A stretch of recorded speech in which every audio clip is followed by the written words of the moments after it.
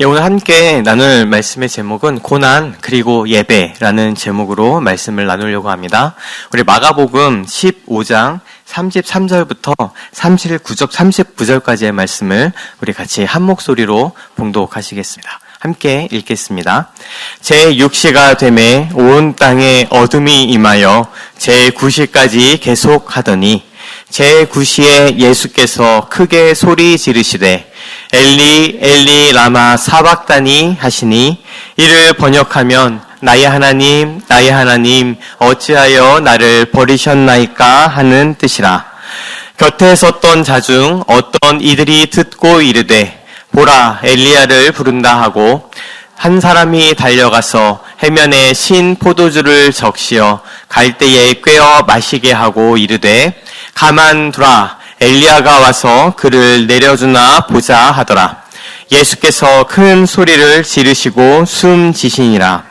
이에 성소 휘장이 위로부터 아래까지 찢어져 둘이 되니라. 예수를 향하여 섰던 백부장이 그렇게 숨지심을 보고 이르되 이 사람은 진실로 하나님의 아들이었도다 하더라. 아멘. 오늘 찬양은 3곡밖에 하지 않았는데 생각보다 찬양 시간이 조금 길어졌습니다. 오늘은 사실 예배 설교를 마치고 저희 성찬도 할 예정이어서 예배 시간을 좀 이렇게 컴팩트하게 가려고 했는데 이게 버릇이 있다 보니까 잘 안 되네요. 오늘 말씀을 조금 컴팩트하게 전하겠습니다. 오늘 일부 예배는 약간 컴팩트하게 전하고 우리 같이 성찬을 나누는 시간들을 가지려고 합니다. 오늘은 절기상으로는 종료주일입니다. 종료주일이라는 말은 이제 몇 번 반복드렸지만, 이제 예수님께서 십자가에 돌아가시고 부활하시는 그 사건 이전에 그 예루살렘 성으로 나귀를 타고 들어가시고 그 이스라엘 백성들이 종려가지를 흔들면서 호산나 호산나 외쳤던 그때를 기념하는 주일입니다.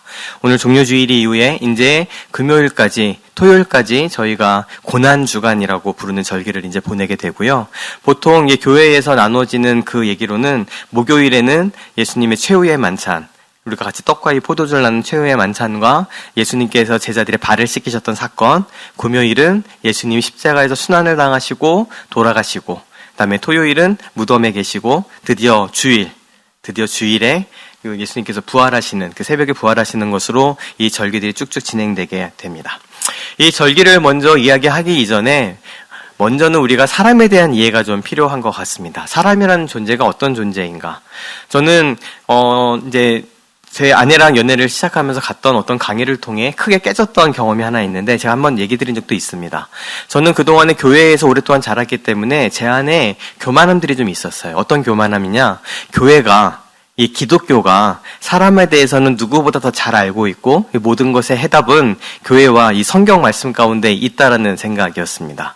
그게 틀리지 않은 생각이고 맞는 생각인데 그게 어느 때부터인가 교만함으로 자리 잡아서 이 성경과 예수 그리스도와 기독교를 뺀 나머지 모든 이야기들은 당연히 허탄한 것, 별로 쓸데없는 것, 이게 별로 끝이 없고 답이 없는 것이라고 생각을 했었던 것이죠. 근데 그렇지가 사실은 않습니다. 이 인간의 역사, 또 인간의 학문, 특히별한 인문학들은 이 사람에 대해서 본질적인 이 사람이란 존재의 무엇인가에 대해 끊임없이 탐구하고 고민하고 지금까지 사람들이 함께 생각했던 사고들이 막 누적되어 있습니다. 물론 그거의 답은 예수 그리스도, 그 하나님의 사랑으로 기울될 수밖에 없지만 거기까지 가게 되는 것이 너무 쉽게 가버리게 되면 문제입니다. 그만큼 값싼 은혜가 되어지는 것이죠. 사람이라는 존재가 어떤 존재에 대한 깊은 이해 없이 그걸 넘어가 버리게 되면 나는 그닥 죄인이 아닌 것 같은데, 나는 그닥 이렇게 사람이 뭔가 이렇게 잘못한 것이 없는 것 같은데 나는 그런 생각들을 하게 됩니다. 근데 제가 요즘 금요일에서 계속 창세기의 말씀들을 벌써 2년 넘게 지금 살펴보고 있는데 제가 이 창세기 말씀을 보면 볼수록 느껴지게 되는 것은 사람이라는 존재가 이런 존재구나. 아무리 하나님의 사람이라 할지라도 하나님을 경외하고 하나님이 붙드시는 믿음의 사람들이라고 할지라도 결정적인 순간에 드러나는 모습들을 보게 되면 사람이 가진 연약함들이 끊임없이 드러나는 것들을 우리가 발견하게 됩니다. 그렇기 때문에 우리는 이 절기나 교회력이 주는 유익을 너무 하찮게 여기거나 가볍게 여기는 것은 좋지 않다라고 생각합니다. 우리가 일상을 살아가는데 이런 일상을 살아갈 때에 시간이 있고 계절이 있고 우리 하루에 주는 이 모든 것들은 우리 삶의 리듬을 가져다 주게 되고 연약한 인간들은 그것이 없이는 어떤 이 자기 삶을 제대로 유지할 만한 힘이 없는 존재들이기도 한 것이죠. 우리는 느끼지 못하지만 하루의 일상에 우리가 가지고 있는 리듬들을 타고 그 리듬들에 따라서 영향을 받으면서 살아갑니다. 그리고 어느 때 그 리듬이 깨지게 되는 날은 때론 그것이 우리에게 좋은 일이 일어나기도 하지만 많은 경우 그 리듬이 깨짐을 통해서 우리가 경험하게 되는 많은 일들이 있게 되죠. 절기도 사실은 마찬가지입니다. 절기나 교회력도 우리의 이 신앙생활 가운데 있는 어떤 영적인 리듬들을 이야기해주게 되는 것이고요. 작게는 우리 안식일이나 혹은 뭐 주일이라던가 이런 단위로서 우리의 리듬을 만들어 가지만 1년의 전체의 또 교회력을 보게 되면 이 교회력을 통해서 우리가 신앙의 리듬들을 찾고 그 절기와 어떤 그 기념하는 일들을 통해서 우리가 제자리를 잡아가는 일들에 큰 도움을 받고 있음을 깨달을 필요가 있습니다. 그리고 이스라엘 어떤 절기들, 특히 초대교회에서의 예배들도 가만히 보게 되면 결국 핵심에 무엇이 있나? 과거를 기억하는 것으로부터 늘 출발합니다.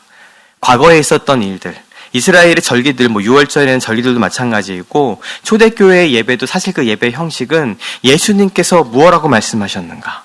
예수님께서 어떻게 사역하셨는가를 또 예수님의 십자가의 사건을 매일 모여서 그것을 나누는 것이었어요.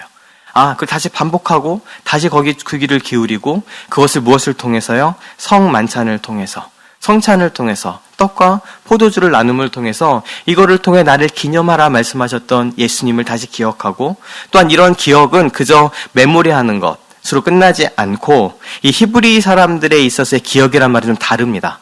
헬라어에서의 기억은 나 그 사람 기억해.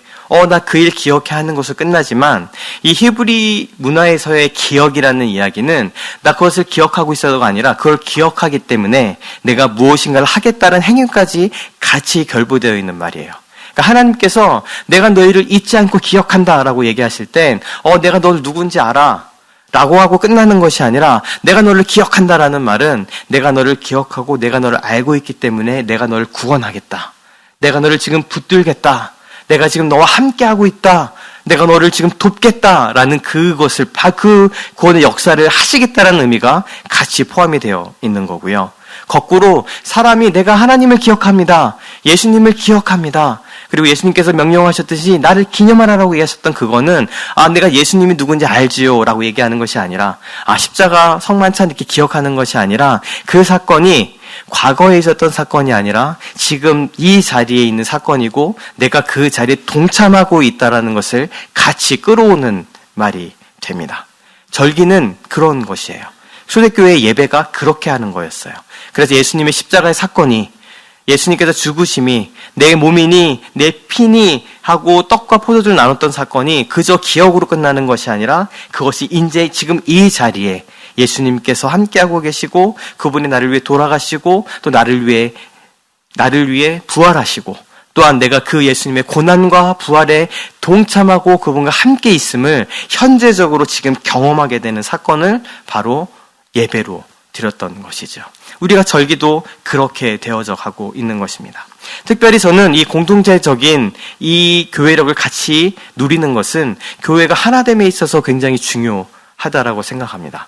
사실 요즘에는 교회력을 잘 지키는 교회들도 있고 사실 저희 교회도 교회력을 잘 지키는 교회는 아닙니다. 많은 부분 지키지 않는 교회들도 있지만 저는 이 모든 교회들이 그래도 공통적으로 이 고난주간과 부활주일은 다 지키거든요. 굉장히 중요하게 생각하고 어디든지 잘 절기를 지키고 있는데 저는 이것이 아직도 이 교회가 하나됨을 붙들고 있는 힘이라고 생각합니다. 그것을 통해서 끊임없이 예수 그리스도께서 왜 돌아가셨는가?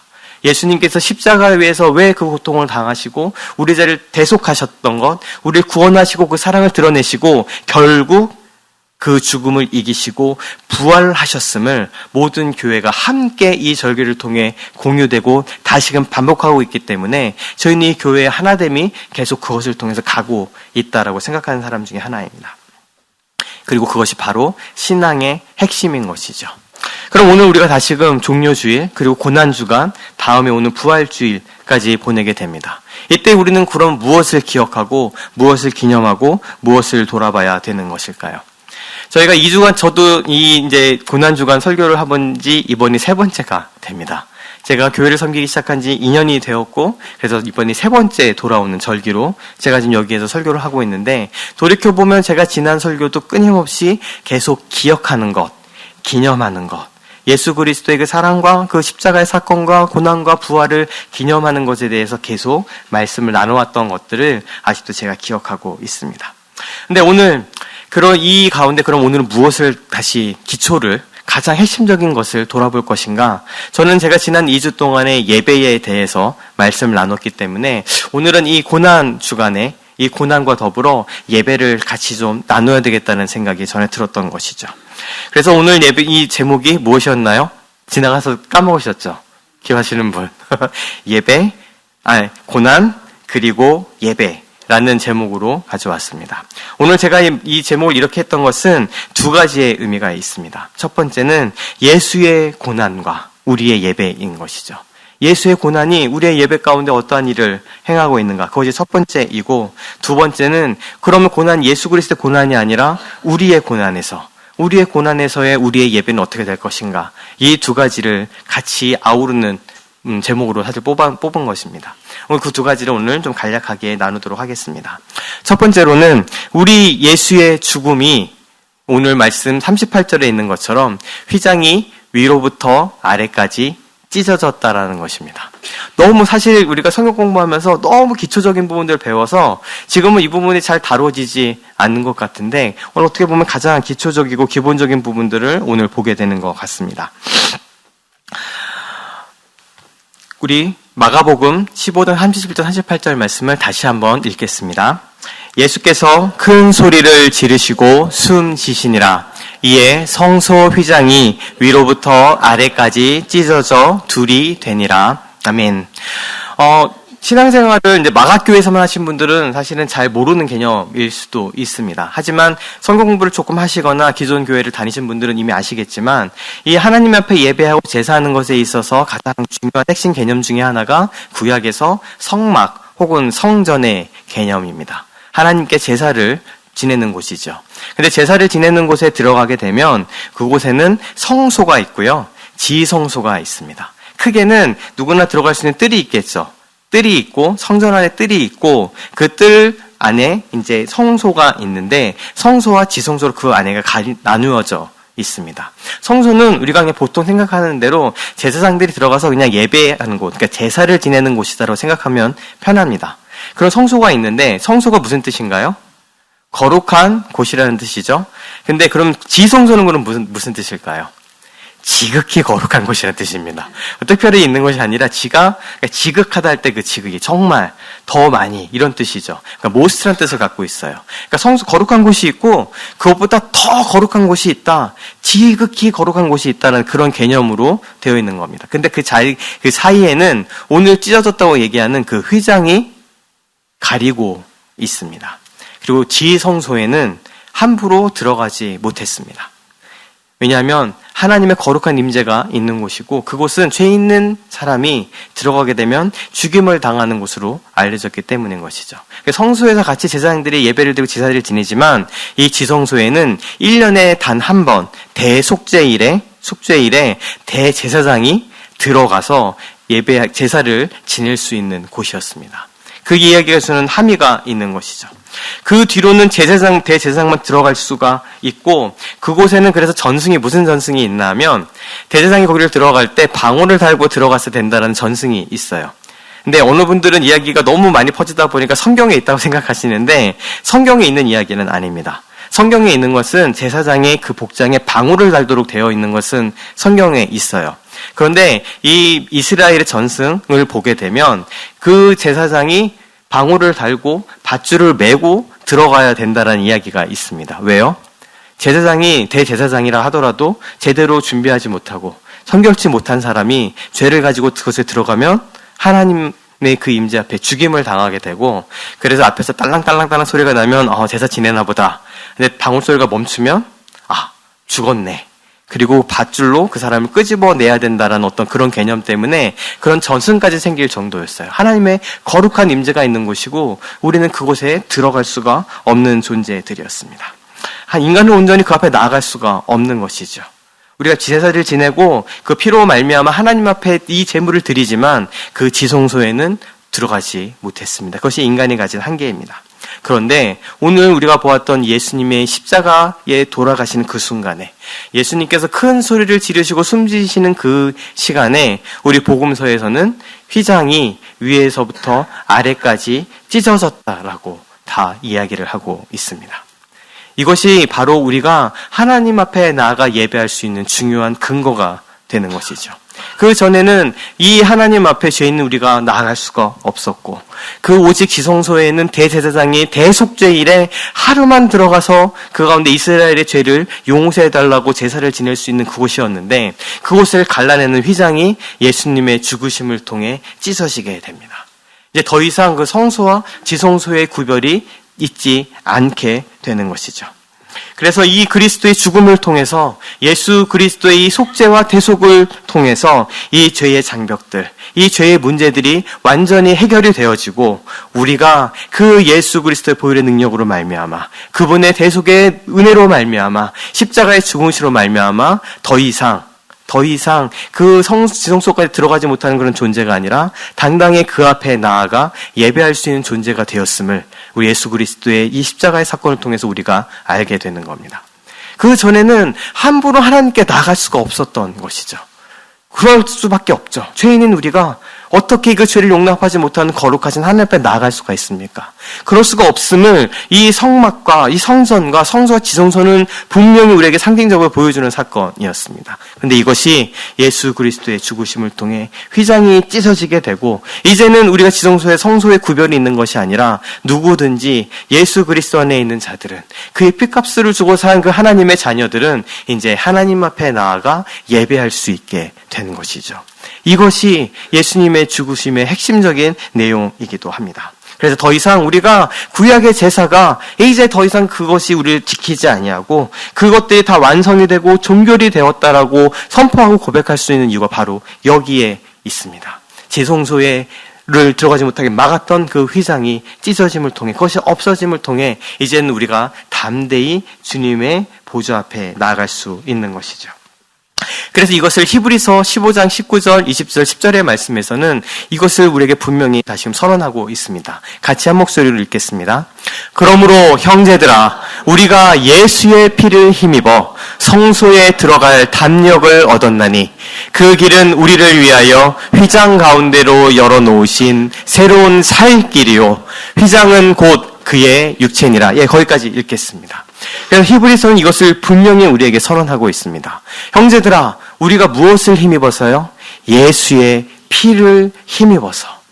예수께서 그 주님 앞에 화목제물로 드려지고 그분께서 흘리신 보혈의 능력으로 말미암아 우리가 성소에 들어갈 그 지성소 가운데 들어갈 담력을 얻게 되었다고 이야기합니다. 우리는 그곳에 들어갈 수가 없는 존재이고 하나님을 예배할 수 없는 존재이고 하나님의 임재를 견뎌낼 수가 없는 존재이지만 무엇을 통해서요? 예수 그리스도의 십자가의 죽으심과 그의 보혈의 능력으로 말미암아 그 피로 말미암아 우리가 그 성소로 나아갈 담력을 얻게 되었습니다. 그래서 이제 우리를 위하여 휘장 가운데로 예수님께서 길을 열어놓으신 것이죠. 예수님께서 나는 길이오라고 얘기하는 그 길은 분명히 이 의미가 분명히 중심적으로 포함되어 있는 얘기입니다. 우리가 하나님 앞에 나아갈 수 있는 그 길, 하나님 앞에 예배할 수 있는 그 길, 하나님 앞에 나가 엎드리고 그 시성소 가운데 나가 하나님의 임재 가운데 들어갈 수 있는 그 살 길을, 그 새로운 길을 우리 예수님께서 그의 몸의 찢기심으로 말미암아 열어놓으신 것이죠. 그래서 오늘 이 히브리서는 그 휘장이 곧 그의 육체였다라고까지 고백합니다. 그리고 예수님의 그 찢어짐을 통해 예수님의 그 갈라짐을 통해 그 휘장의 갈라짐을 통해 우리가 담대히 그 가운데로 들어가 하나님 앞에 예배할 담력을 얻게 된 것이죠. 이것이 우리가 가지고 있는 신앙의 가장 기초적인 부분입니다. 그리고 우리가 하나님 앞에 예배할 때 이 고난주간을 지내면서도 잊지 말아야 될 중요한 핵심 중에 하나인 것이죠.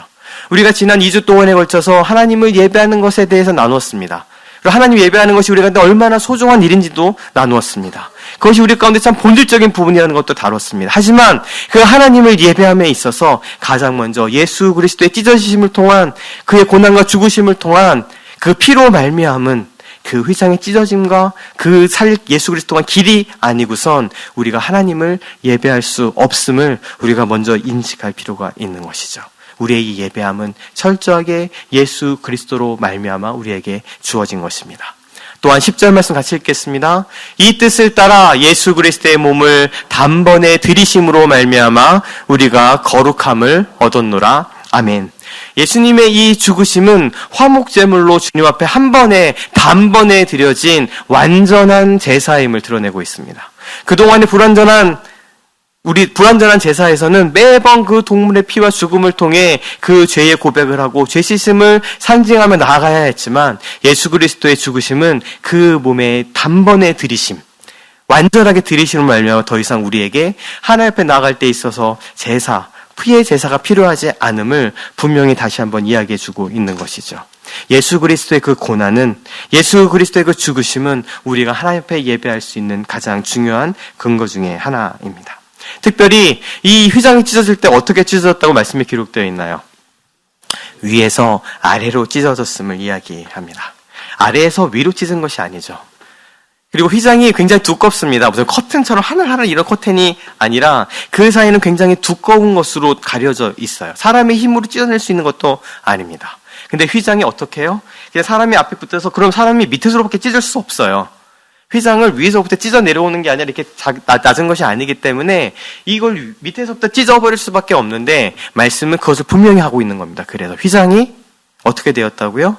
위에서 아래로 찢겨 내려왔다라고 말씀을 기록하고 있습니다. 하나님께서 하신 것임을 분명히 보여주는 것이죠. 그것이 누군가가 사람의 손을 찢어낸 것이 아니라 예수님의 그 죽으심 가운데 하나님께서 스스로 그 휘장을 찢어내셨음을, 그것이 온전히 하나님의 주권에 속해 있음을, 사람이 한 일이 아님을 그 가운데 분명히 이야기해주고 있습니다. 그리고 이 휘장은 찢어짐을 통해 어떻게 됐나요? 완전히 둘로 나눠지게 되었습니다. 이제 이 부분적으로 찢어진 게 아니에요. 그래서 이게 착착 찢어져서 이제 그 사이로 우리가 빼끔하게 들어갈 수 있어. 어떤 철망이 있는데 그 철망에 저희도 옛날에 학교 다닐 때 있었거든요. 사람 하나 다닐 수 있는 조그마한 구멍 하나 만들어 놓고 글로 점심시간에 들락날락 했거든요. 내가 원래 저기는 갈 수 없는데 여기다 요만한 구멍을 만들어 갖고 이제 거기를 통해서 그냥 몰래 살짝 들어갔다가 살짝 나올 수 있어라고 얘기하는 것이 아니라 이 휘장의 찢어짐은 완전히 찢어졌음을 이야기합니다. 더 이상 부분적으로 우리가 하나님 앞에 나아가는 것이 아니라 우리가 완전히 주님 앞에 나아갈 수 있음을, 더 이상 그 가운데 장벽이 없고 예수 그리스도의 피를 힘입어서 우리가 주님의 보좌 앞에 담대히 나아가 아버지 되신 그분 앞에 예배하고 찬양할 수 있음을 분명하게 보여주는 것이죠. 이것은 조건도 아니고요. 또 이것은 어떤 일시적인 것도 아니고요. 우리 옛날에 어떤 정부에서 무슨 정책하는 것처럼 어느 기간 열어놓고 이 기간 동안에는 이렇게 해줄게라고 얘기하는 것이 아니라 완전히 찢어져서 젖혀져서 우리가 하나님 앞에 나갈 수 있게 해주는 한 예수 그리스도의 놀라운 은혜임을 우리가 같이 보게 됩니다. 또 한 가지 우리가 이 예수님의 죽으심 사건의 한 부분을 주목하고 싶습니다. 우리 33절, 34절 말씀을 같이 읽겠습니다. 제6시가 되매 온 땅에 어둠이 임하여 제9시까지 계속하더니 제9시에 예수께서 크게 소리 지르시되 엘리 엘리 라마 사박다니 하시니 이를 번역하면 나의 하나님 어찌하여 나를 버리셨나이까 하는 뜻이라. 아멘. 예수님께서 그 고난 가운데, 그 고통 가운데 지금 머물러 계십니다. 그리고 예수님께서 숨지기 전에 우리가 가상칠언이라고 얘기하는데 그 7가지의 말씀 중에 한 말씀은 오늘 읽었던 이 말씀입니다.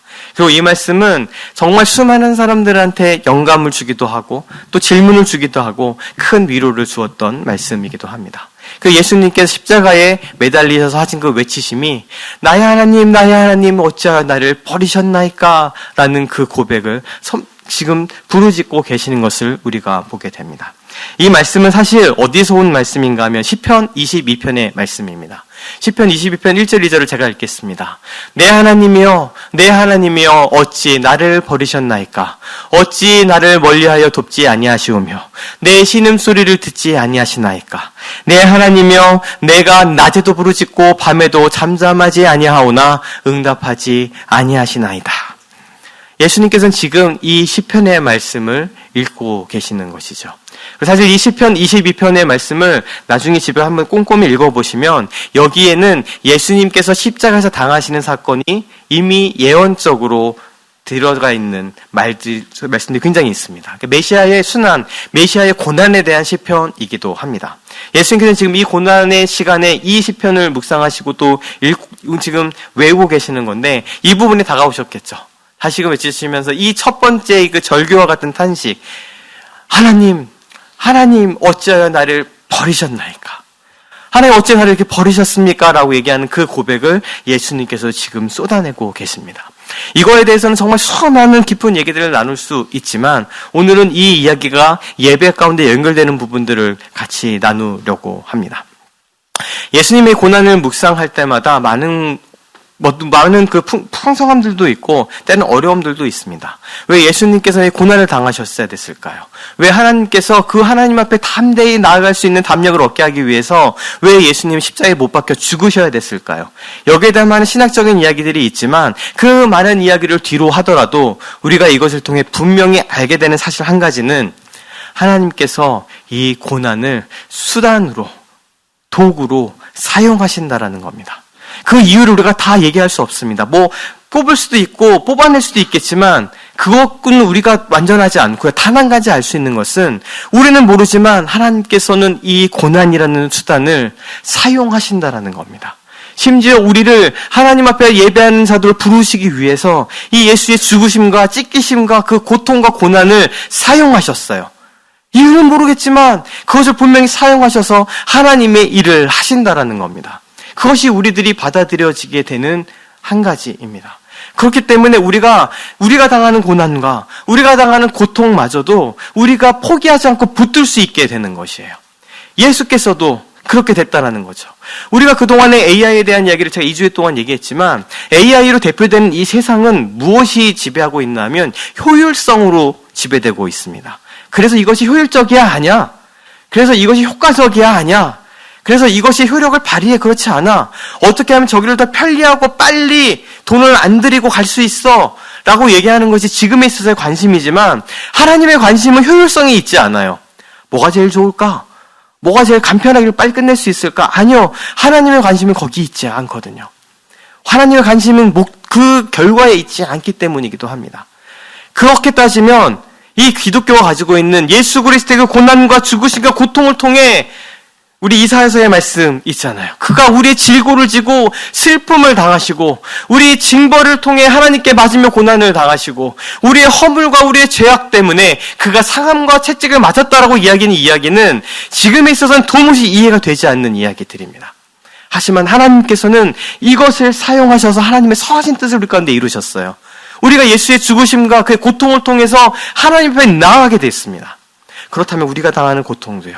그렇기 때문에 그 근원에서 무너지지 않을 수 있는 것이죠. 하나님께서 그것을 사용하시기 때문입니다.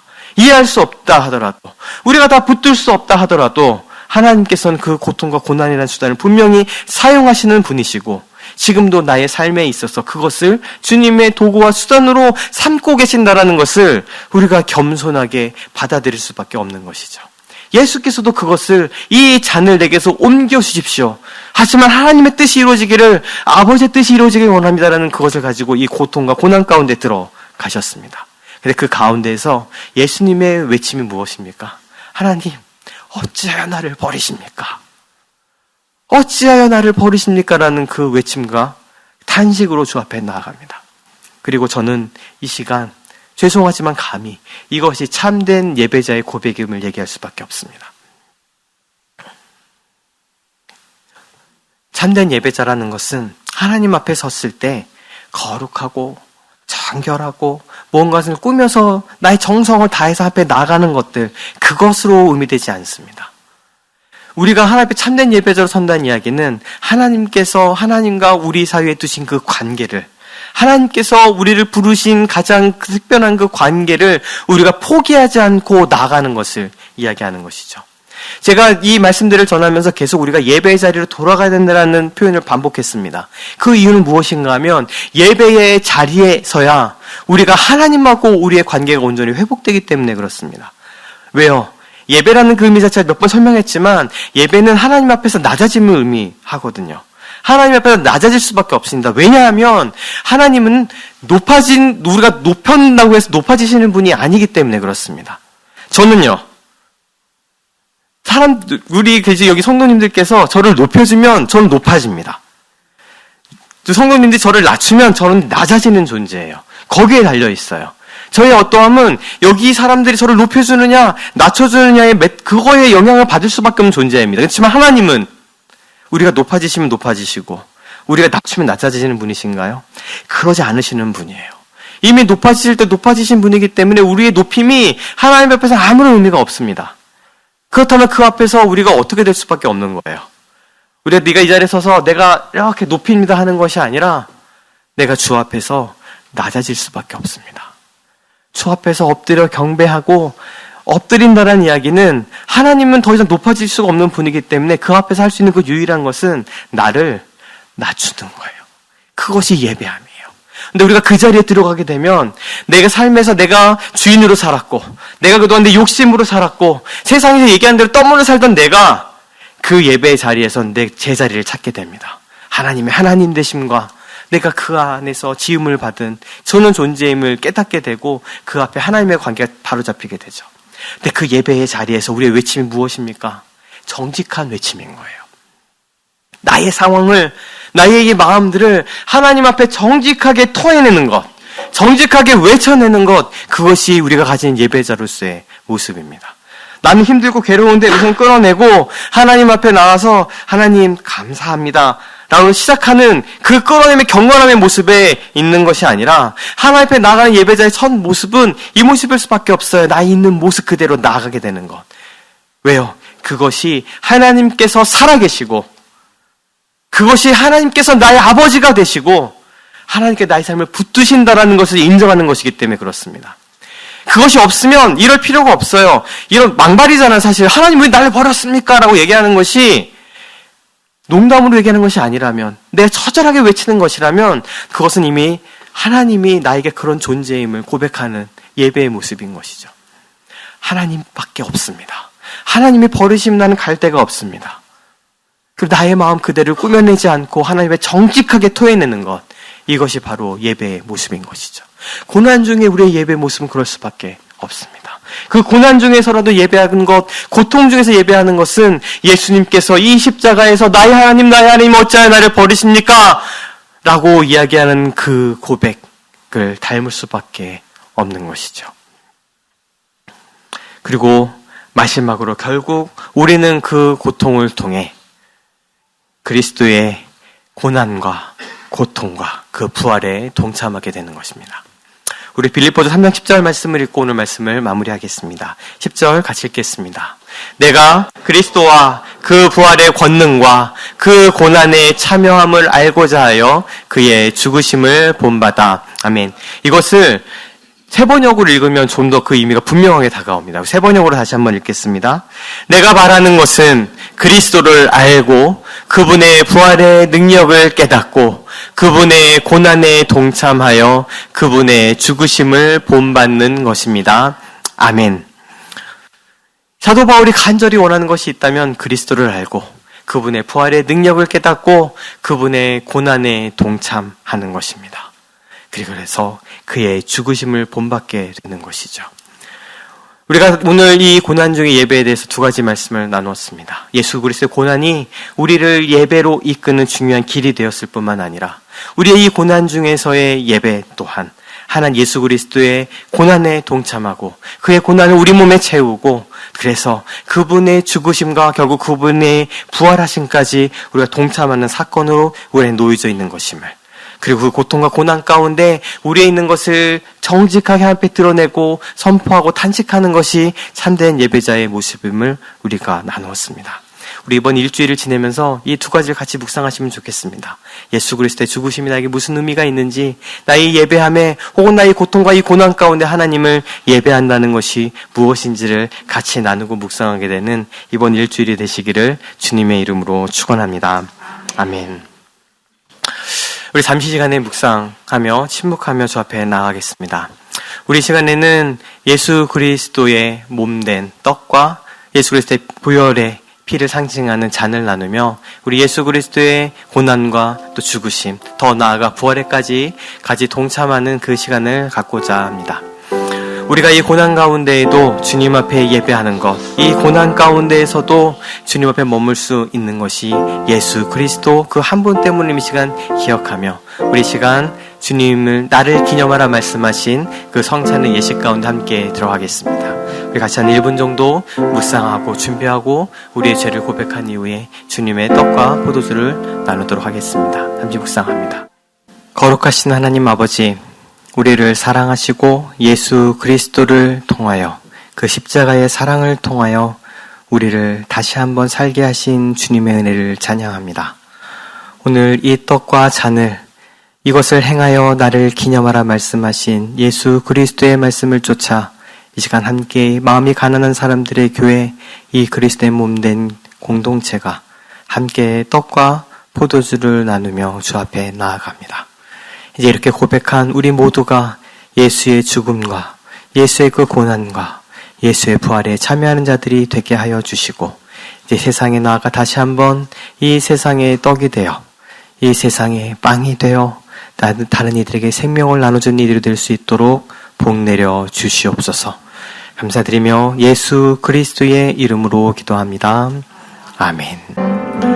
지금은 우리 구주 예수 그리스도의 크신 은혜와 아버지 하나님의 변함없고 끊임없으신 그 영원하신 사랑하심과 성령님의 함께하시며 내주하시며 우리와 함께 더불어 우리를 돕고 이끄시는 능력의 역사하심이 이 험한 십자가를 지고 자기를 부인하고 예수를 쫓기 원하는 우리 사랑하는 마음이 가난한 사람들의 교회 성도 한 분 한 분과 이 예배 가운데 나온 이들 머리 위에 이제부터 영원까지 함께 하시기를 간절히 축원하옵나이다.